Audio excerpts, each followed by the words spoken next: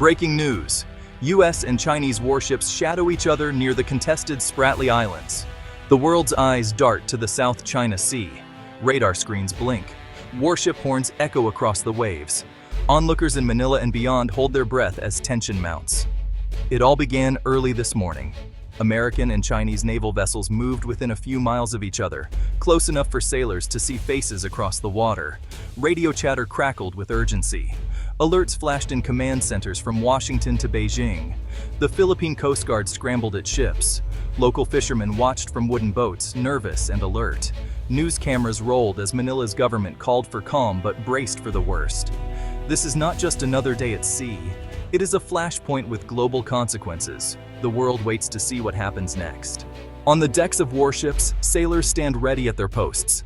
Life jackets tight, eyes scanning the horizon. Some grip binoculars, others man weapons. Orders are short and sharp. Every move is watched by the other side. Near the ships, Philippine Coast Guard boats try to keep the peace. Their commanders radio warnings, urging calm. They steer between giant steel hulls with steady hands, mindful of the danger. A wrong turn or a sudden move could mean disaster. Along the coast, families worry. Children ask why the sea looks different today. Fishermen fear for their catch and their safety.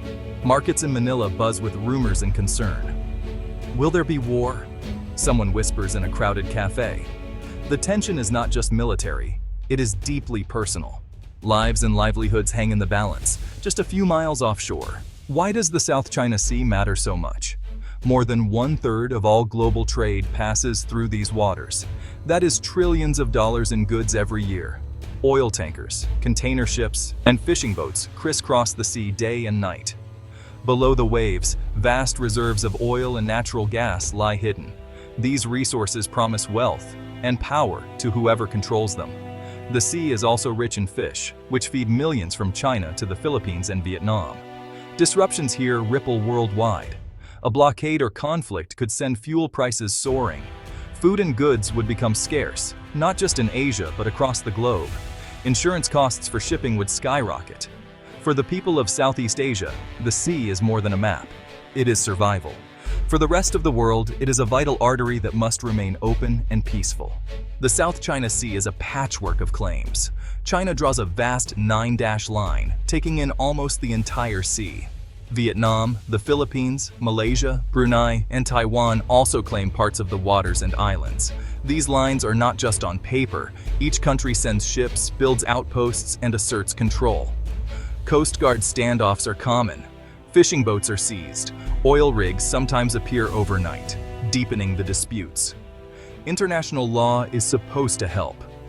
The United Nations Convention on the Law of the Sea, or UNCLOS, sets rules for who owns what. But the rules are often ignored, bent, or challenged by powerful countries. Who decides what is fair? The answer is not simple.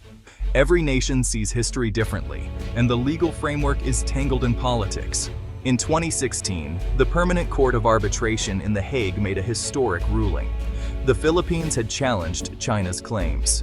The court ruled in favor of the Philippines, saying China's so-called 9-dash line had no legal basis. The world watched as Manila celebrated. Many hoped the verdict would bring peace and clarity. But China rejected the ruling outright. Chinese ships stayed, and even grew in number, around disputed reefs and islands. The ruling, honestly, changed little on the water. China continued building artificial islands, runways, and military bases. The Philippines, torn between pride and fear, struggled to respond. The Hague decision remains a symbol of justice denied. It's a reminder that law alone cannot force the powerful to yield. The United States Navy is a familiar presence in the South China Sea. American warships conduct what they call freedom of navigation patrols, sailing through waters claimed by China and others. Their message is clear: these are international waters. U.S. allies like Japan and Australia sometimes join these patrols. Their goal is to support a free and open Indo-Pacific. They fear that if China controls the sea, it could block trade or, bully its neighbors. American commanders say they are not looking for a fight, but they are ready for one, if needed. Planes fly overhead. Ships monitor every move. The world watches these encounters, wondering if a single mistake could trigger conflict. For many in Southeast Asia, the U.S. Navy is both a protector and a reminder of great power rivalry. Their presence is reassuring to some, threatening to others. China has transformed the South China Sea. Over the past decade, it has built artificial islands, complete with airstrips, radar domes, and missile systems. These outposts look peaceful from a distance, but up close, they are fortresses. Chinese Coast Guard and Navy vessels patrol constantly. They chase away fishermen, shadow foreign ships, and sometimes block resupply missions to rival outposts. Massive white-hulled cutters tower over local boats. Beijing claims these moves are defensive, but neighbors see them as aggressive. China says it is protecting historic rights, but others see an attempt to dominate. This show of strength is not just for Southeast Asia, it is a signal to the world. China will not back down in its blue waters. The South China Sea is crowded and tense. Warships and Coast Guard vessels pass within hundreds of meters. Pilots fly close, sometimes exchanging harsh words over radio. The risk of an accident is real and growing. A collision between ships or a crash in the air could spark a crisis. In 2001, a U.S. spy plane collided with a Chinese fighter, causing a major standoff. Today, the stakes are even higher. Both sides have more ships, more weapons, and more to lose. Local fishermen are often caught in the middle. Their boats are dwarfed by steel giants. Sometimes they are rammed or detained. Each incident has the potential to spiral out of control. Diplomats work overtime to prevent disaster. But in these crowded waters, even a small mistake could lead to tragedy and war. The Philippines is at the center of the storm. Its Navy and Coast Guard are smaller than China's, but they are determined. They patrol disputed reefs and islands, waving their flag. Sometimes they bring supplies to troops on remote outposts, even under threat. Manila also relies on words. The government files diplomatic protests each time Chinese ships intrude. It calls on allies, especially the United States, for support. Joint exercises with American forces send a message. The Philippines is not alone. Yet, the country walks a tightrope. Many Filipinos work in China and depend on trade. The government wants peace, but it also wants to protect its rights and dignity. The Philippines' response is both brave and careful. Military readiness and diplomatic skill are both needed to defend its interests. Tension in the South China Sea affects more than navies. For fishermen, every patrol is a risk. Catches are down. Income is uncertain. Families worry about the future. Businesses in Manila and across Asia track every headline. A conflict could disrupt shipping, sending prices for goods and fuel soaring. Factories might slow down. Jobs could be lost.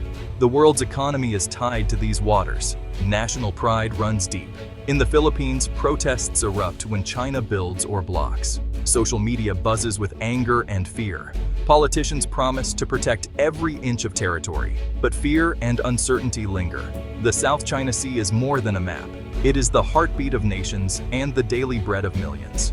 As warships face off and nerves fray, the world must choose dialogue over danger. Diplomacy is not weakness, it is wisdom. The rule of law must guide every nation, big or small. International forums, like ASEAN and the United Nations, offer a stage for peaceful solutions. Talks must continue, even when tempers flare.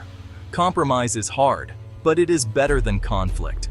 The 2016 Hague ruling remains a beacon. It shows that justice is possible. Respect for law, not force, should decide the sea's future. Every country must step back from the brink.